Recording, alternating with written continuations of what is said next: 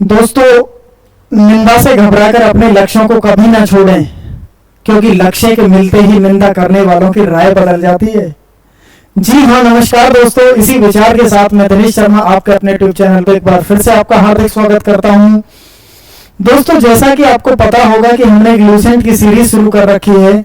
अगर आज हमारे साथ आप नए जुड़े हैं स्टूडेंट, तो हमारी चैनल की प्लेलिस्ट में जाकर आप वो वीडियोस वहां से पिछली देख सकते हैं, और इसी वीडियो के डिस्क्रिप्शन में आपको लिंक भी दिया गया है, आप उन वीडियोस को वहां से भी देख सकते हैं। तो स्टूडेंट, सारे बच्चे हमारे साथ जुड़ जाइए। कंसेप्ट के बारे में पिछली क्लास में जो हम कर रहे थे, उसी में कड़ी में आगे बढ़ते हुए आज की क्लास को हम स्टार्ट करते हैं। गुड इवनिंग टू एवरीवन, सभी को सायंकाल की राम राम, हाय हेलो, जय हिंद, जय भारत। तो स्टूडेंट, फटाफट जुड़ जाइए हमारे साथ। तो ज्यादा समय को जाया ना करते हुए आज की क्लास को हम स्टार्ट करते हैं स्टूडेंट। तो सारे बच्चे फटाफट जुड़ जाइए। तो आइए स्टूडेंट, आज की क्लास में आप स्क्रीन के सामने देख पा रहे होंगे ह्यूमन आई, मानव आंख। मानव आंख के रोगों के बारे में हम चर्चा करने वाले हैं। स्टूडेंट कह रहा हूँ, लूसेंट का एक टॉपिक है स्टूडेंट। तो मानव आंख जो रोग होते हैं, आंखों के रोग। अब आंखों के रोग में जो सबसे पहला आंखों का रोग होता है, दैट इज कॉल्ड निकट दृष्टि दोष, या इसको मायोपिया के नाम से भी जाना जाता है, या नजदीक दृष्टि दोष भी हम कहते हैं। इस रोग से ग्रस्त व्यक्ति की जो नजदीक वस्तुएं होती हैं उनको तो देख लेता है, लेकिन जो दूर की स्थित वस्तु होती हैं उनको नहीं देख पाता है। स्टूडेंट, याद रखिएगा कि निकट दृष्टि दोष में आपको दोष को भूल जाना है। अब जब आप दोष को भूल जाएंगे तो निकट दृष्टि, निकट की दृष्टि तो सही है, लेकिन दूर की दृष्टि कैसी है, खराब है, ऐसे याद रखिएगा।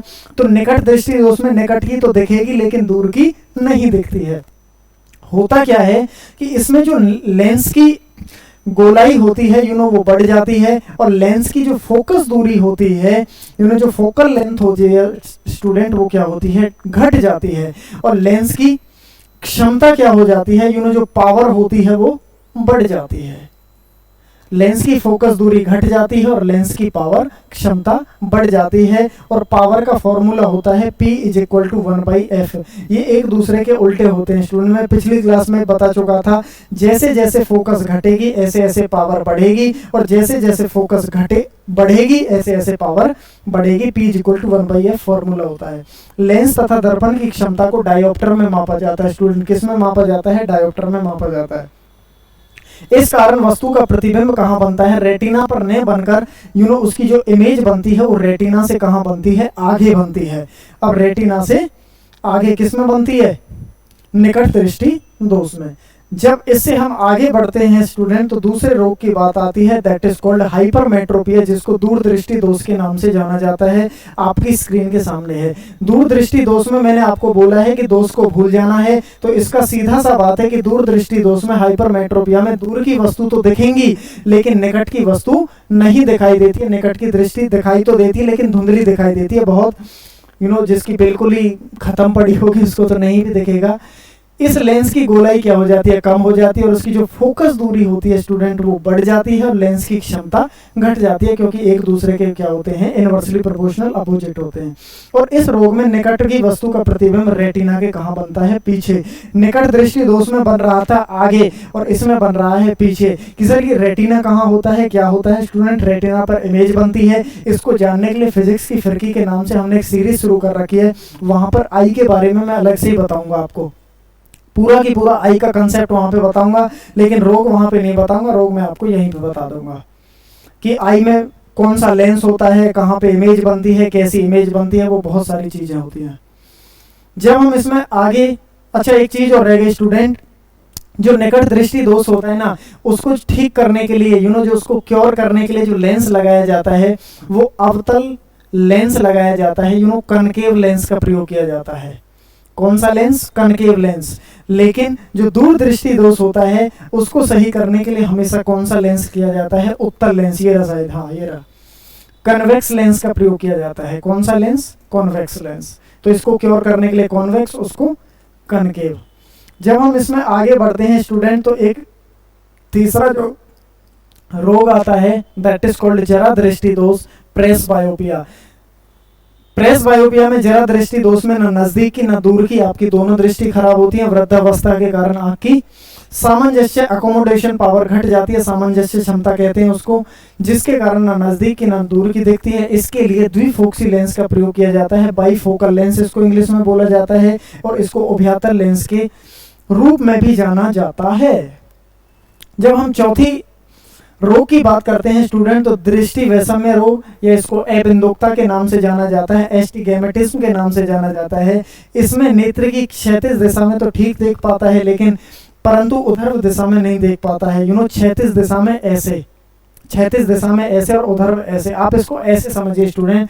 मैं आपसे कहता हूं कि इसका सेंटर पॉइंट कहाँ है, ये मैंने जो लाइन खींची है इसका सेंटर पॉइंट कहाँ है, तो आप मुझे बताएंगे कि सर सेंटर पॉइंट यहाँ है, इसका सेंटर पॉइंट कहाँ है, यहाँ पे। Yes and no, yes and no.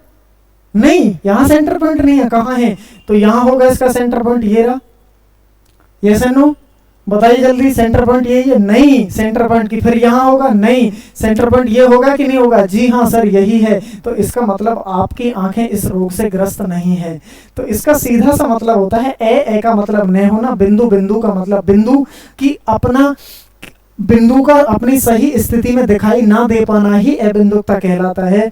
किसी भी वस्तु का अपनी सही स्थिति में दिखाई ना देना ही क्या कहलाता है? अबिंदुकता, दृष्टि वैषम्य कहलाता है। इसके लिए सिलिंड्रिकल लेंस का प्रयोग किया जाता है, बेलनाकार लेंस का प्रयोग किया जाता है। रेटिना में कौन कोशिका के रंग और छड़ कोशिका प्रकाश की तीव्रता का आभास होता है? एक होती है कौन सेल, एक होती है रॉड सेल। जो कौन सेल होती हैं स्टूडेंट वो रंग प्रदर्शित करती हैं, लेकिन जो रॉड सेल होती हैं वो ब्लैक एंड व्हाइट आपको दिखाती हैं। Rod cell black and white, कौन सेल रंगीन दिखाती है। कौन सेल को ऐसे याद रखना, आंख में दो प्रकार की सेल होती है, एक शंकु एक सलाका, एक शंकु एक सलाका। शंकु को कहते हैं कौन, सलाका को कहते हैं रॉड, सलाका को कहते हैं रॉड, कौन को कहते हैं शंकु। जब आप जन्मदिन वगैरह होता होगा आपका, किसी घर में आपका मनता होगा, किसी बच्चे का मनता होगा, तो कौन की सी टोपी लाते हैं ना, कौन की सी वो रंग बिरंगी होती है बर्थडे पे। तो याद रखना कि कौन जो होता है, जो शंकु के आकार की होती है, तो वो तो होती है रंगीन, तो रंग दिखाती है। और इसके दूसरी कौन सी है, सलाका। सलाका कैसी रॉड होती है, कैसी, वो ब्लैक एंड व्हाइट दिखाती है। वही सारी चीज दे रखी है। एक और रोग नहीं दे रखा है इसमें, वो कहाँ गया, कोई बात नहीं, मैं बता देता हूँ स्टूडेंट। यहाँ देखो सामने, ध्यान, आपको इस पे ध्यान नहीं देना, मेरी तरफ ध्यान दो। एक होता है कलर ब्लाइंडनेस। क्या होता है? Colour blindness. कलर ब्लाइंडनेस को हिंदी में बोलता है वर्णांधता। वर्णांधता का मतलब क्या होता है? वर्ण का मतलब होता है रंग, और अंधता का मतलब अंधा होना। किसका अंधा होना? रंगों का अंधा होना। और कौन से रंगों का अंधा होना? Primary colour. और प्राइमरी कलर आपने पढ़े होंगे स्टूडेंट, तीन होते हैं, लाल, हरा और नीला। RBG, red blue and green, red blue and green. असल में क्या होता है कि इसमें रेड और ग्रीन रंग की पहचान नहीं हो पाती है, रेड और ग्रीन। अब होता क्या है स्टूडेंट, रेड और ग्रीन वैसे तो पहचान जाएगा। कभी किसी बच्चे का मेडिकल हुआ हो तो आपने देखा होगा, उस मेडिकल में ना आपको एक बुकलेट दिखाई जाती है, और उस बुकलेट में ना आपको कुछ कलर दिखाई जाते हैं।